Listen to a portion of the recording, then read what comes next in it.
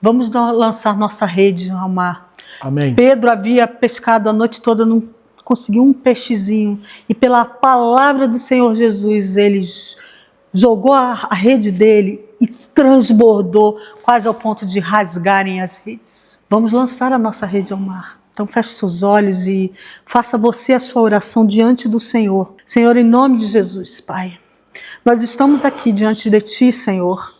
E segundo a Tua palavra que fala para a gente bater e a porta se abriria, que se a gente cresce, o impossível iria acontecer, nós veríamos a Tua glória, veríamos coisas tremendas.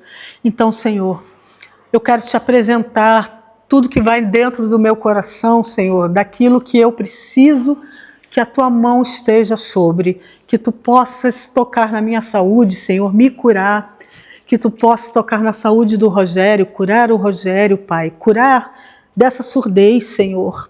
Tu pode vir com a Tua mão de poder hoje e tocar no ouvido dele e ele ficar completamente curado. Tu podes curar o seu Jorge, Senhor. Que Tu possas agir dentro deste lugar usando os Teus filhos, Senhor. Ou de uma maneira sobrenatural, trazendo pessoas para esse lugar, Senhor. Que Tu possas, Senhor, agir de uma forma tremenda. Eu creio que nada é impossível para Ti. Nada é impossível para Ti. Eu creio nisso. Eu quero botar as situações de quem precisa de cura, como está lá no nosso grupo, Tarsis, a Luana, a Jéssica, o pastor Luiz, Senhor, que Tu possas curar, vir com a Tua mão de poder e curar, e nós dermos para a gente dar testemunho disso, como a Tua palavra tinha nos evangelhos, Jesus curando, Pedro, Paulo curando, João. Ó Senhor, vem fazer nos nossos dias aquilo que Tu sempre fizeste. Eu creio que as Tuas mãos não estão recolhidas, Senhor. Ele quer um passo de atitude nosso, de crença, uma fé que nem que seja do tamanho de um grão de mostarda. Senhor, vem fazer no nosso meio os pedidos que os meus irmãos estão colocando diante de Ti, o pedido que o pastor Rogério está colocando diante de Ti. Nós cremos em milagres, Senhor, e nós vamos Te agradecer por tudo que Tu já fizeste, por tudo que Tu vais fazer, Senhor. Te agradeço pela sua fidelidade, pelo seu amor, pelo seu comprometimento. Agradeço a você também que está nos ouvindo pela internet, vendo ou ouvindo pela internet. Que a sua vida ela seja ricamente abençoada no dia de hoje, ou nessa tarde, noite de hoje. E que nós saímos daqui realmente diferentes, não porque eu seja alguma coisa, mas porque Deus Ele é. E porque eu creio de todo o coração que Ele quer fazer algo no nosso meio. Assim como a Adriane falou, né? Nós temos aqui as nossas situações aqui na igreja e eu creio que Deus há de fazer algo tremendo aqui no nosso meio. Mas você que está nos ouvindo e vendo, nós que estamos aqui, todos nós temos realmente necessidades, né? Que precisam ser satisfeitas. Nós temos motivos de oração urgentes às vezes. E nós dependemos de Deus. E graças a Deus por isso que nós dependemos dEle. Eu gostaria de ter o prazer de mostrar para você a nossa nova logomarca. A questão da Bíblia com a cruz foi o Edson quem mostrou para mim. E né, foi trabalhado assim em cima dessa ideia que o Edson providenciou. E nós chegamos aí a essa logomarca que, para mim, ela mostra aquilo que eu desejo para nós e para a nossa igreja. Pregação da palavra de forma cristocêntrica, cheia do poder do Espírito Santo e de forma que alcance o mundo ao nosso redor, as pessoas ao nosso redor. E acho que agora nós estamos já num ponto em que a gente pode começar ou continuar a desenvolver a questão do nosso website e também acesso às nossas redes sociais.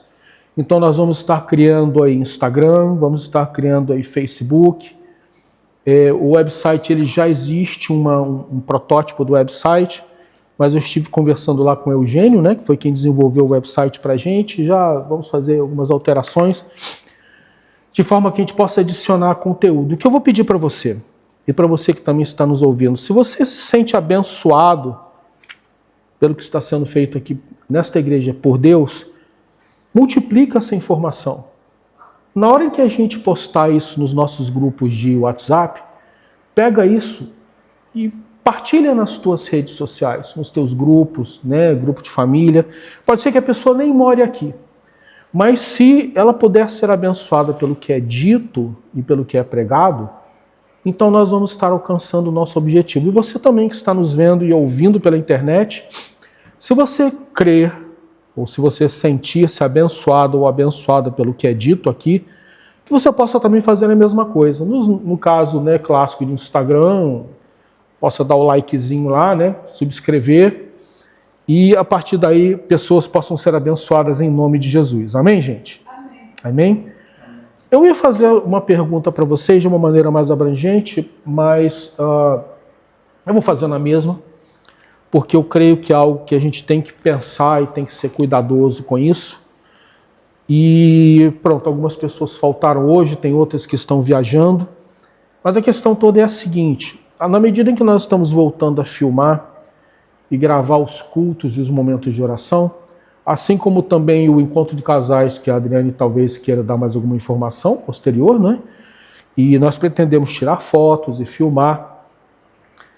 A questão é que nós pretendemos, ou como tem sido feito, colocar isso tudo na internet. Então, para que a gente possa colocar isso na internet, nós precisamos da sua autorização.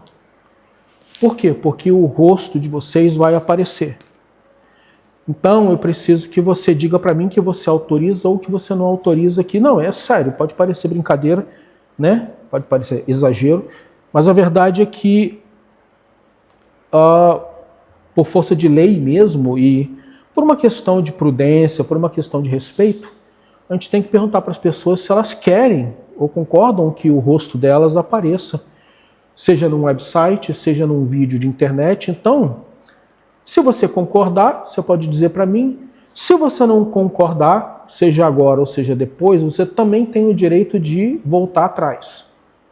A lei te permite fazer isso. Vou passar para o momento dos dízimos e das ofertas para a gente poder passar para a pregação. Desculpa, Adriane. É uma pena que não está todo mundo aí. Os últimos esclarecimentos, porque eu não sei se eu deixei claro. Eu marquei, lá está escrito 6h30, porque 7 horas em ponto, nós vamos estar dando início. Nós vamos ter uma programação, porque tem que ter tempo da palavra, tem que ter tempo da gente orar, tem que ter tempo da gente jantar, e vai ter umas brincadeiras, e também tem que ter tempo das brincadeiras. Então, cheguem no horário para vocês...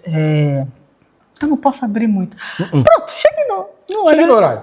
Cheguem 6h30. Cheguem no horário. E a segunda coisa que eu queria falar, eu entreguei para vocês, a semana que vem começa o estudo bíblico. Outra coisa também que eu queria pedir para a gente 5 horas começar. Por quê? A gente não tem também muito tempo.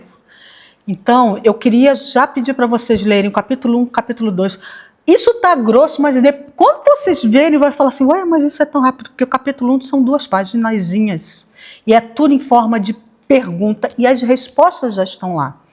Então, capítulo 1, capítulo 2 já. No final do seminário teológico de base, vai ter um certificado para quem terminar o seminário. Feche seus olhos. Vamos falar com o nosso Deus. Senhor, muito obrigado. Muito obrigado, porque estar no meio dos irmãos e das irmãs e estar na tua presença é a melhor coisa do mundo. Não há nada que seja melhor do que estar na tua presença, Senhor. É tão bom, eu me sinto tão confortado. E eu creio que esse conforto vem de ti. O que eu te peço agora, ó Deus, é que nessa 5ª pregação sobre o Espírito Santo, o Senhor venha falar ao nosso coração. O Senhor venha a tocar em nós e fazer aquilo que eu não posso fazer, que é abençoar a tua vida, a vida dos meus irmãos, das minhas irmãs.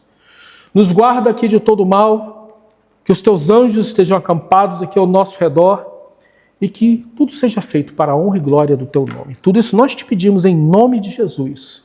Amém. Meus queridos, nós vamos ver hoje um pouquinho sobre o Espírito Santo agindo na unidade dos crentes.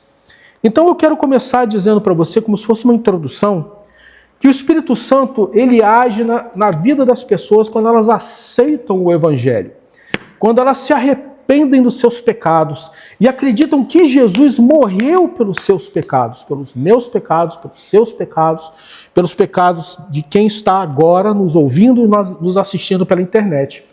Só que veja, a obra do Espírito Santo não termina aí, porque quando ele nos convence do juízo, da justiça, não é? Quando ele nos convence da ira vindoura do Senhor, quando ele nos convence da vinda do Senhor e nós nos rendemos a ele, ele continua a trabalhar na nossa vida. Nós temos visto isso ao longo desses últimos cultos. E deixa eu falar para você uma coisa aqui. Talvez você pense assim, mas ele repetiu esse texto, ele repetiu aquele, ele falou isso já em um outro culto. Uma das coisas boas do aprendizado é quando você repete determinados itens. Quanto mais a gente repete, mais isso fica gravado na nossa memória. Por isso que eventualmente eu pego um contexto, um texto, e ao longo dessas pregações eu repito, para que fique bem marcado na tua memória ou na memória de quem está nos assistindo pela internet. Amém? Por que eu estou dizendo isso? Porque eu sei que eu já falei sobre isso antes. Então veja, o Espírito Santo trabalha de várias maneiras na vida do crente. O Espírito Santo, ele ensina. O primeiro slide, você pode acompanhar por aqui. O Espírito Santo guia. O Espírito Santo nos enche. O Espírito Santo capacita. O Espírito Santo produz frutos em nós. Lembram quando eu disse que a árvore que dá fruto toma pedrada? Não é? Que quando a árvore não produz fruto, ninguém liga para ela, né? Mas quando a árvore dá fruto, ela toma pedrada. E a árvore não produz fruto para si mesma.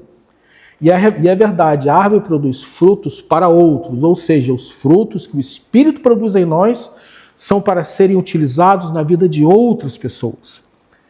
E além de produzir frutos, como nós já falamos, o Espírito concede dons. Concede dons para quê? Para a edificação do corpo, para que ele cresça em unidade e para que nós possamos ser poderosos e eficazes na pregação ou na propagação do Evangelho. Amém?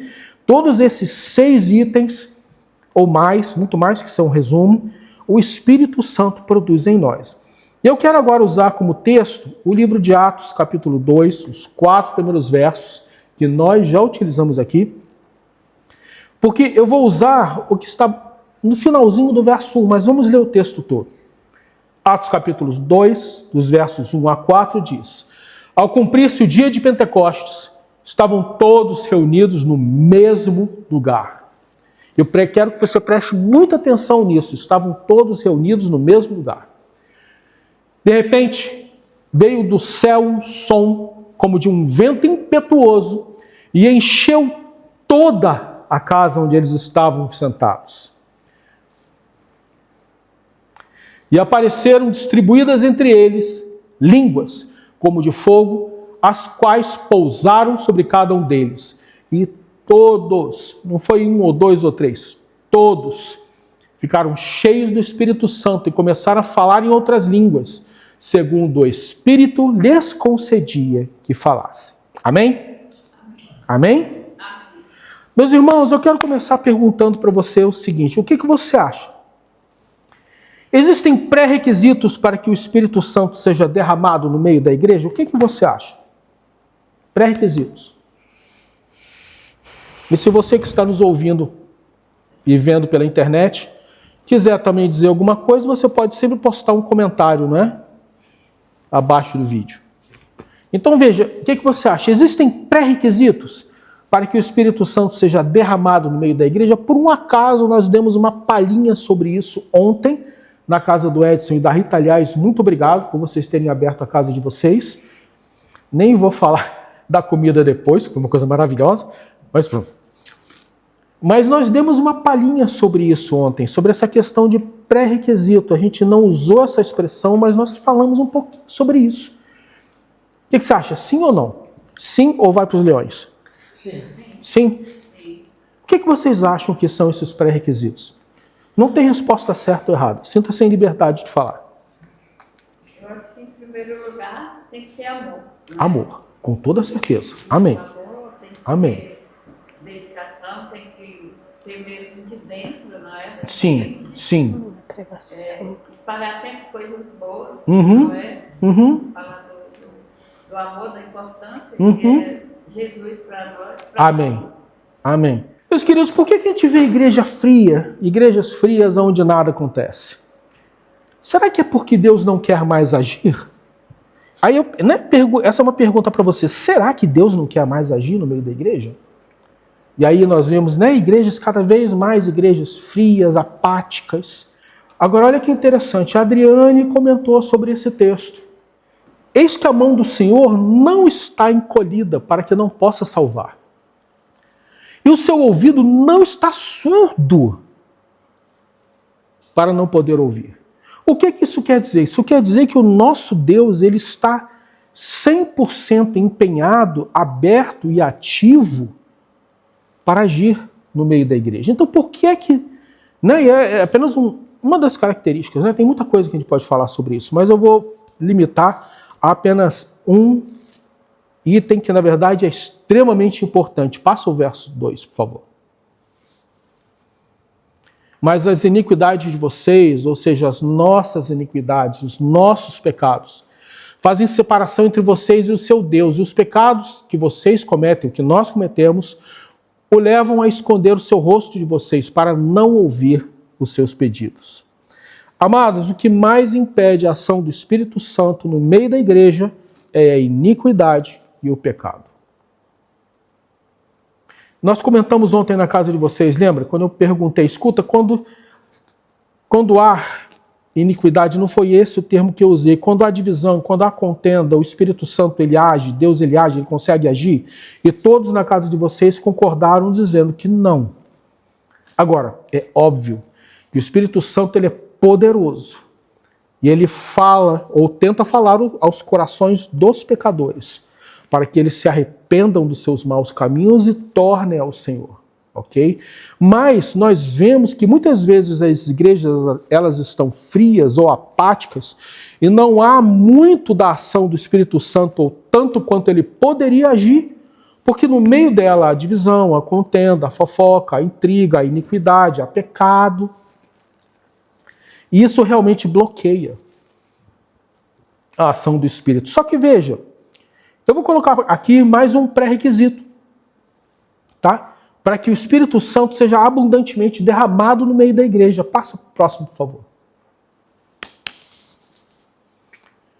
Vocês me buscarão e me acharão quando me buscarem de todo o coração. Veja, o que o Senhor está dizendo aqui nesse texto não é tipo, vocês me buscarão e talvez me achem quando me buscarem de todo o coração. Ele não está dizendo isso. Ele está afirmando, ele está te dando, ele está, na verdade, providenciando para você uma promessa. Essa é uma promessa de Deus para a minha vida, para a tua vida e para a nossa vida aqui. Vocês me buscarão e me acharão quando me buscarem de todo o coração. Toda a tua vontade, todo o teu entendimento. Quando você diz para si mesmo e para Deus, eu preciso de ti.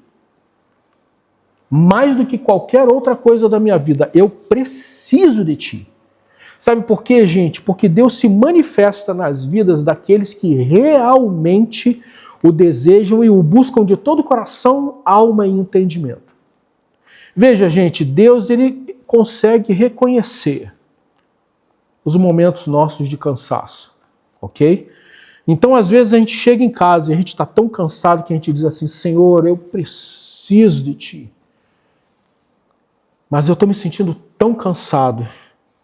Preciso de ti, mas eu preciso dormir. Olha, abençoa a minha noite. Me guarda. Fala comigo durante a noite, mas, Senhor, eu confesso que eu preciso de ti. Por favor, me ajuda. E a gente, por necessidade, a gente acaba indo dormir. Até porque a Bíblia fala que o Senhor conhece a nossa estrutura e Ele sabe que nós somos pó. Então Ele conhece a nossa estrutura. Agora, imagina uma pessoa que diz, sim, eu vou buscar o Senhor. Mas olha aqui, tem jogo hoje. Entende? O Senhor, Ele conhece, Ele sonda os nossos corações e Ele sabe até onde ou quanto nós realmente o desejamos. Quando nós estamos dispostos a trocar trocar alguma coisa ou deixar de lado alguma atividade ou alguma coisa. Para quê? Para nós passarmos tempo com o Senhor. Tempo com Deus. Tempo de qualidade, tá? Tempo de qualidade. Lógico, eu sei que torna a dizer, a nossa vida, é lógico que a gente sabe que a nossa vida é corrida. Mas será que a gente não tem tempo de qualidade para dar para Deus? Desculpa, mas todos nós temos. Todos nós temos. E levando em consideração família, levando em consideração os momentos que a gente simplesmente quer parar na frente de uma televisão e assistir um programa, né, para a gente distrair a cabeça, mesmo assim, nós temos tempo. E às vezes pode vir a acontecer com você o que muitas vezes acontece comigo. Eu estou lá, eu ligo a televisão, mas eu não estou minimamente interessado em nada do que está passando ali. E lá no fundo eu estou dizendo, Senhor, eu não preciso de nada disso, o que eu estou precisando, sabe o que é? Desligar isso tudo. Vamos lá, Senhor, eu preciso de Ti, fala comigo. Quantas vezes isso não acontece com a gente? Agora, acontece uma vez, a gente não faz. Acontece a segunda vez, a gente não faz. Acontece a terceira vez, a gente não dá brecha para isso. Chega uma hora que a gente esfria. Aí, essa vontade passa. Amados, estar reunidos, aí vamos lá, eu quero falar sobre isso. No verso 1, a segunda metade do verso 1, tá? Diz assim, estavam todos reunidos no mesmo lugar. E o que eu quero que você entenda dentro do contexto deste texto é que estar reunidos no mesmo lugar não significava simplesmente que eles, vamos lá. Não significava que eles estavam parados num lugar, parados numa sala, parados num quarto, batendo papo, entende? Que eles estavam simplesmente juntos. Então, meus queridos, o estar reunidos dentro do contexto desse texto era muito mais do que eles simplesmente estarem no mesmo lugar físico. Esse estar reunido significava que eles estavam reunidos com um propósito muito firme. Que, aliás, ontem nós também tocamos nessa questão de propósitos. Amados, vocês vão concordar comigo. E talvez vocês conheçam pessoas que estão há décadas na igreja. Décadas, não estou falando nem de ano, décadas. Mas que se você for fazer um apanhado de como ela era antes e como ela é agora, vocês vão perceber que simplesmente nada mudou naquela vida. Por quê? Porque talvez, nesta ou nestas vidas, ou na vida dessas pessoas que você conheça, ir para a igreja é simplesmente mais um evento no calendário. Então elas vêm à igreja, estão na igreja, sei lá, 1h30, 2 horas, de repente olhando o relógio para ver que horas vai terminar o culto, mas nada acontece na vida delas. Por quê? Porque a maneira como elas tratam o culto a Deus, na verdade, é um reflexo de como elas tratam Deus fora do culto, nas suas próprias casas. Se elas não estão dando valor a um culto a Deus junto do corpo de Cristo, da comunidade dos crentes em Jesus, será que elas em casa, elas dão valor à questão de buscar a presença de Deus? Muitas vezes não. A grande maioria das vezes não. Então veja, só vir à igreja não é o suficiente. Não é, nunca será o suficiente. Vir à igreja é muito bom, mas só vir aqui não é o suficiente. A gente tem que aprender a viver e ser igreja. É o que eu sempre falo. A gente precisa aprender a viver e ser igreja, que é o fundamental. Então vejam, gente, eles estavam reunidos no mesmo lugar, sabe por quê? Porque eles eram obedientes à voz de Deus através do Senhor. E aí a gente vai ver em Lucas, capítulo 24, eis que envio sobre vós a promessa do meu Pai. Permanecei, pois, na cidade, até que do alto sejais revestidos de poder. Eles foram obedientes a Deus.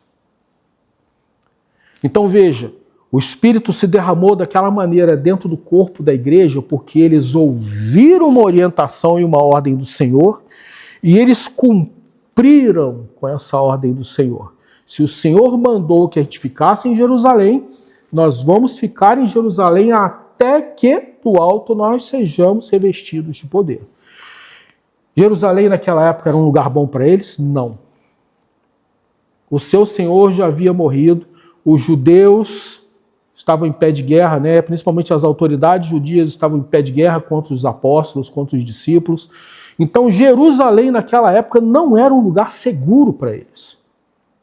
Mas eles preferiram obedecer ao Senhor. E obedecer ao Senhor é trazer bênção sobre as nossas vidas. Agora, eles estavam reunidos no mesmo lugar porque estavam vivendo em unidade. E é isso que é importantíssimo a gente entender. Por mais que fossem imperfeitos e pecadores por natureza, igualzinho a nós, eles estavam conseguindo viver em unidade. Aí Atos capítulo 2, verso 42, diz o seguinte, e perseveravam na doutrina dos apóstolos, e na comunhão, no partir do pão e nas orações. Em cada alma havia temor, e muitos prodígios e sinais eram feitos por meio dos apóstolos.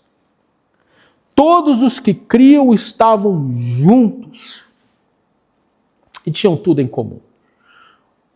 Percebam a riqueza e a profundidade do que esse texto nos ensina. Eles perseveravam na doutrina dos apóstolos. No nosso caso, eles perseveravam no Evangelho, na comunhão fraterna entre os irmãos, no partir do pão, ou seja, na Santa Ceia e nas orações. Em cada alma havia temor, e esse temor, para você que está nos vendo e ouvindo na internet, não é medo de Deus, mas é temor, como nós falamos ontem, temor pela santidade de Deus. Eu sei ou conheço o Deus em quem eu creio, e a santidade dele é tão grande que eu tenho que ter temor santo pela santidade de Deus. Amém? Não havia no meio deles partidarismo, cobiça ou inveja. Por quê? Porque onde há divisão, Deus não age. E olha que curioso. Judas já não estava no meio deles. Aquele em que havia profunda divisão, partidarismo, cobiça, inveja, roubo, ladroagem, que era Judas e que é bem descrito nos evangelhos, aquele que causava problema, causaria divisão, que falava no meio dos apóstolos, dizendo, aquela dali, em vez dela quebrar o vidro de perfume de nardo e derramar aos pés do Senhor, que desperdício! Podia pegar esse dinheiro e dar para os pobres, e todos os apóstolos acabaram ouvindo aquilo e sendo contaminados por aquilo, e começaram a concordar com ele. Mas aí a Bíblia é clara quando diz que Judas não estava interessado nos pobres, é porque ele queria o dinheiro, porque ele era ladrão.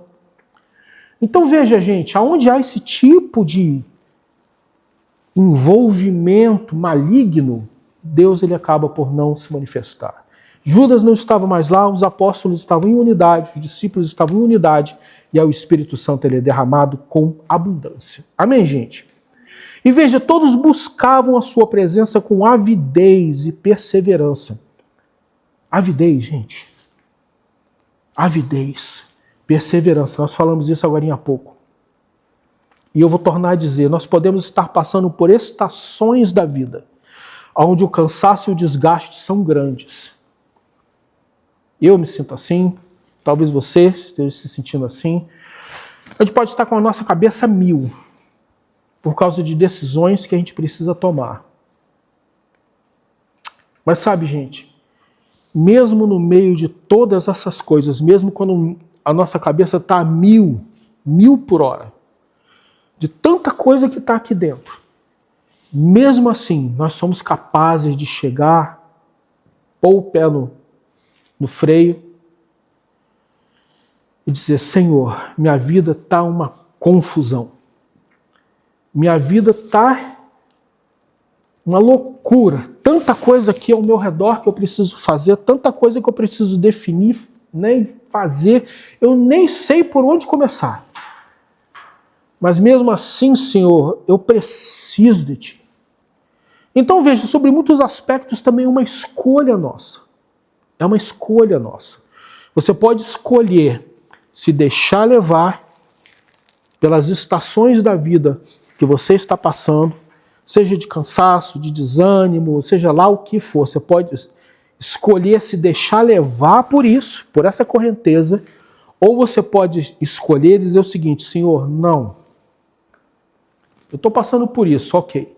Mas mesmo assim, o que eu sei é que eu preciso de E essa palavra avidez, ela significa que a gente está ávido, né? A gente está sedento. Eu preciso da presença de Deus, eu quero a presença de Deus. E em perseverança, tipo, não, olha, todo dia. Nem que, Senhor, nem que eu chegue quebrado em casa e eu me ajoelhe na cama e eu durma de joelho, mas, Senhor, eu vou te procurar. Eu vou te buscar. O mundo, ele sempre vai tentar tirar os nossos olhos da real esperança que existe no Senhor. Na real esperança de que em buscar o Senhor, aí está a nossa solução, aí está a nossa resposta. O mundo sempre vai tentar tirar de nós isso. E sempre vai tentar colocar na nossa vida, na nossa mente, no nosso coração, exatamente aquilo que nos afasta de Deus. Então, meus queridos, para terminar, eu quero dizer para você aquilo que nós também vimos ontem, na casa do Edson e da Rita, que está em Atos, capítulo 9, 31, ou seja, nós estamos sempre dentro de Atos. Se você for ler Atos, você vai ver que no meio disso tudo aí houveram problemas. Houveram problemas. Mas veja, em Atos 9 está dito assim, a igreja tinha paz por toda a Judéia, Galiléia e Samaria, edificando-se e caminhando no temor do Senhor e no consolo do Espírito Santo. Crescia em número.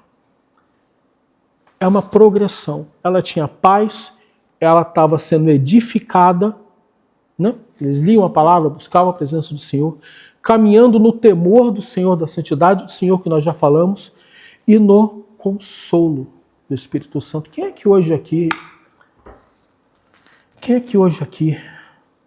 seja aqui ou seja aí, realmente não está precisando do consolo do Espírito Santo?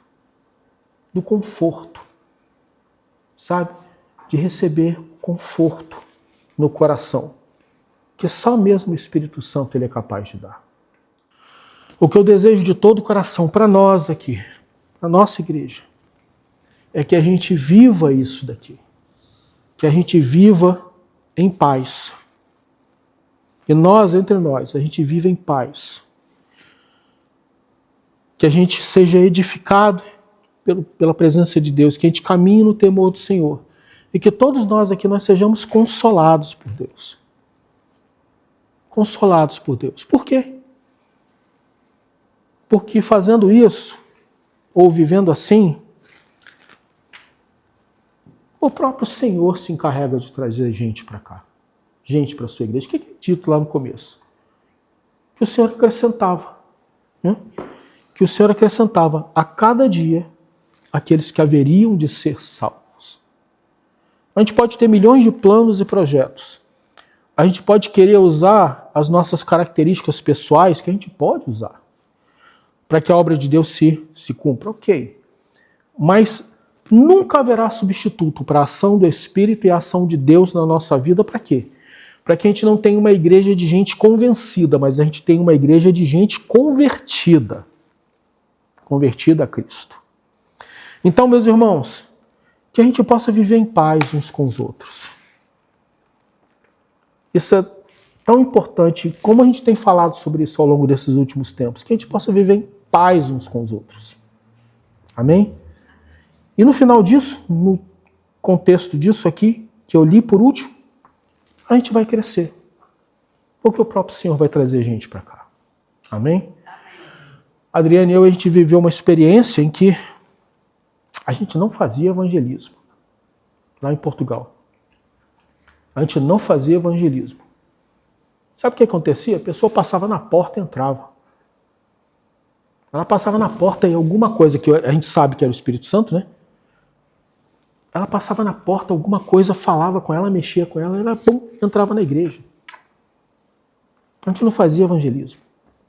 Sabe? Igreja unida, né? Uma igreja unida. Então, gente, vamos viver isso. Como igreja, não importa o número que a gente tem hoje. Eu sei que a gente se abate. É humano, é normal, é natural a gente se abater. Mas não vamos nos abater ou nos deixar abater por isso, não. Vamos fazer isso, vamos buscar Deus e o seu Espírito em nome de Jesus. Amém, gente? Amém. Amém?